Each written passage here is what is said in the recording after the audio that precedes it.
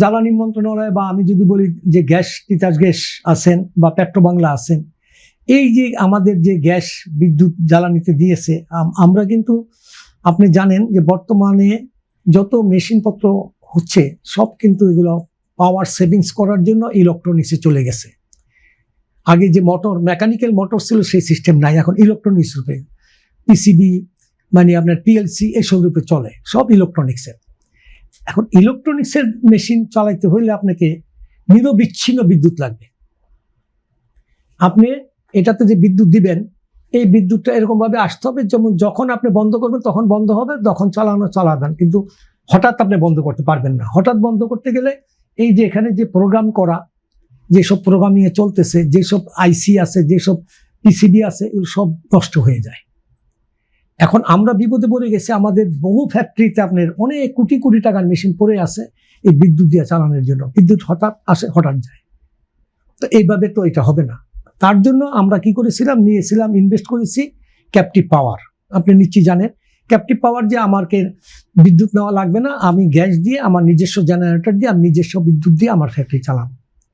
এখন আমরা সেইখানে টাকা ইনভেস্ট করেছি, নিজস্ব টাকায় জেনারেটর কিনে। এখন সেখানে গ্যাস নাই। সোলারে কেন শিফট হচ্ছে না? সোলারে তো আপনার এত ক্যাপাসিটি নেই। সোলারে তো আপনি জানেন সোলার কিন্তু অনলি 4 আওয়ার্স। ওদের স্বপ্ন পূরণে পাশে থাকতে পেরে আমরা গর্বিত। সোলার কিন্তু আপনি 24 ঘন্টা পাবেন না। সোলার হলো যখন সূর্যের আলো আসবে। আমরা করেছি, আমি করেছি, আমি মাত্র 725 কিলোওয়াট নিয়েছি। ধরেন আমার 4 কোটি টাকা ইনভেস্ট হয়েছে, মাত্র 2 ঘন্টা 3 ঘন্টা পাওয়া যায়। বৃষ্টি বাদলের দিন আসছে, রৌদ্র নাই। এটা আবার সোলার চালাইতে হয়, আমার কিছু বিদ্যুৎ সাপ্লাই দিতে হয়, সাপোর্ট লাগে। তো এখন সোলার ছাড়াও যেমন চীন দেশে এখন নতুন টেকনোলজি আসছে, ওটাকে বললে আপনার DESS, মানে ব্যাটারিতে, মানে যেমন আপনার ইউপিএস, ওটা ইন্ডাস্ট্রিয়াল ইউপিএস বড়। আপনি সোলার থেকে হোক, বিদ্যুৎ থেকে হোক, ওখানে অটোমেটিক চার্জ হবে, যখন বিদ্যুৎ চলে যাবে অটোমেটিক মেশিন চালু হয়ে যাবে। কিন্তু কস্ট অনেক। এখন এত কস্ট ইনভেস্ট করে এগুলো তো ফিজিবল হয় না কম্পিটিশন মার্কেটে। তো আমাদের যেটা কথা হলো কি, এখন আপনি যে বললেন সোলারে যাব, আমি যে টাকাটা ইনভেস্ট করেছি এই যে জেনারেটর কিনে, এটা কি করব? আপনি শুনলে আশ্চর্য হবেন যে বাংলাদেশে এরকম একটা গ্রুপ আছে, তাদের 160টা জেনারেটর আছে একটা গ্রুপে, কারখানায়। হ্যাঁ, কারখানায়। তারা এই গ্যাস দিয়ে বিদ্যুৎ করে তারা নিজেরা চালাবে, এক্সপোর্টের মিল বড়। তো এই যে 160টা জেনারেটর কিনতে কত হাজার কোটি টাকা ইনভেস্ট হয়েছে। এখন সে তার ফ্যাক্টরিতে 20%, 25%, 15% সবসময় বন্ধ যাচ্ছে, গ্যাস নেই। তো এখন আমাদের সর্বপ্রথম দরকার, এই যে মিলগুলা ইনভেস্ট হয়েছে, ব্যাংকের থেকে কিন্তু টাকা নেওয়া আছে, প্রত্যেকটা ফ্যাক্টরি আপনি জানেন কোটি কোটি টাকা ইনভেস্ট করছে। এখন তারা অনেক মালিক ব্যাংক্রাপসি করতেছে, কারণ সে ফ্যাক্টরি চালাতে পারতেছেন না গ্যাসের জন্য। এখন যদি আপনি গ্যাসের জন্য এটা চালাতে না পারেন, তাইলে অবস্থা কি হবে? আপনি এখানে শ্রমিক নিয়োগ দিয়েছেন, এদের কি হবে?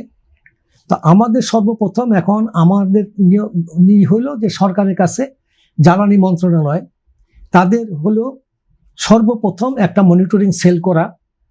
যদি আপনি, আমার মূল উদ্দেশ্যটা কি, যে আমাদের স্থানীয় শিল্পকে, বস্ত্র শিল্পকে আপনি সেফগার্ড দিবেন, মানে আমাদের আপনি রক্ষা করবেন, আমাদের সমস্যাগুলো দেখবেন। দেখতে হলে কি দেখতে হবে? সর্বপ্রথম দেখতে হবে যে আপনি আমার সঙ্গে একটা কন্ট্রাক্ট করেছেন, যে আমাকে আপনি 2 লক্ষ মনে করেন ঘনফুট গ্যাস দিবেন প্রতি ঘন্টায়। আমার সঙ্গে একটা কন্ট্রাক্ট করেছেন, কন্ট্রাক্ট করে আপনি এইটার 3 মাসের টাকা অ্যাডভান্স নিয়ে গেছেন। আমাকে যে গ্যাস দিচ্ছেন প্রতি ঘন্টায়, এটা 3 মাসের হিসাব করে 3 মাসের টাকা আপনার কাছে অগ্রিম দেওয়া আছে, আপনি আমাকে এই গ্যাস দিবেন। এখন আপনি আমাকে 30% কম দিচ্ছেন, 40% কম দিচ্ছেন। আমি যে টাকা ইনভেস্ট করলাম, আপনি আমাকে স্যাংশন দিলেন এই গ্যাস দিবেন, এখন যে দিচ্ছেন না, এই যে আমি লস করতেছি, ব্যাংকের টাকা দিতে পারতেছি না, দেউলিয়া হয়ে যাচ্ছি, এটার জন্য দায়ী হবে কে? আমি তো দায়ী না। আমি তো কষ্ট করে এই মিলটাকে তৈরি করেছি, শ্রমিক নিয়োগ দিয়েছি, প্রোডাকশন করে বিক্রি করতেছি। আপনার কাছে কোনো কিছুর জন্য যাই নেই যে আমি মাল বেচতে পারি না, বিক্রি করে দেন, এটা বলি নাই। আমার এটাকে চালানোর জন্য যে চালিকা শক্তি, সেই গ্যাসটা আপনি আমাকে দেন, কিন্তু সেটা তো আপনি দিচ্ছেন না। তো আমি কিভাবে পাবো? যার জন্য আমি বলতেছি, রিকোয়েস্ট করতেছি আপনার মাধ্যমে, যে জ্বালানি মন্ত্রণালয়ের উচিত একটা জিনিস সার্ভে করা, সর্বপ্রথম যে এই পর্যন্ত কতগুলো টেক্সটাইল মিলে সঙ্গে তিতাস গ্যাসের চুক্তি হয়েছে, আমাকে গ্যাস দিবেন। এটা মনিটরিং করে আপনি বের করেন যে আমাকে কতগুলো দেওয়ার কথা এবং কত দিচ্ছেন, আর এখন কত শর্টেজ আছে এবং বাকিটা কখন দিবেন।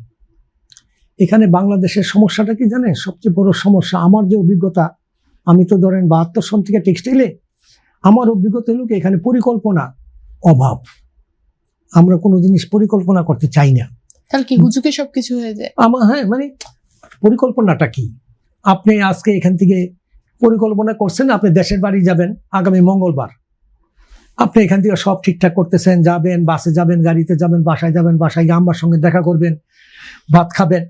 এখন আপনি রাস্তায় যাওয়ার সময় দেখেন রাস্তা বন্ধ, কি রাস্তা স্ট্রাইক করে অটো রিক্সা রাস্তা বন্ধ করে দিচ্ছে, আপনি যেতে পারলেন না। আপনার পরিকল্পনা হলো? আপনি তো করছেন ওই পরিকল্পনা। আমার পরিকল্পনা কার্যকরী করতে হবে। আমার বক্তব্য হলো যে আপনি যে পরিকল্পনা করছিলেন যে আমাকে এত গ্যাস দিবেন প্রতি ঘন্টায়, চুক্তি করেছেন এবং আমার কাছ থেকে 3 মাসের টাকা নিয়েছেন সিকিউরিটি, আমাকে সেই জিনিসটা দেন। আপনি কি করতেছেন? জ্বালানি মন্ত্রণালয় বা তিতাস গ্যাস কি করতেছে?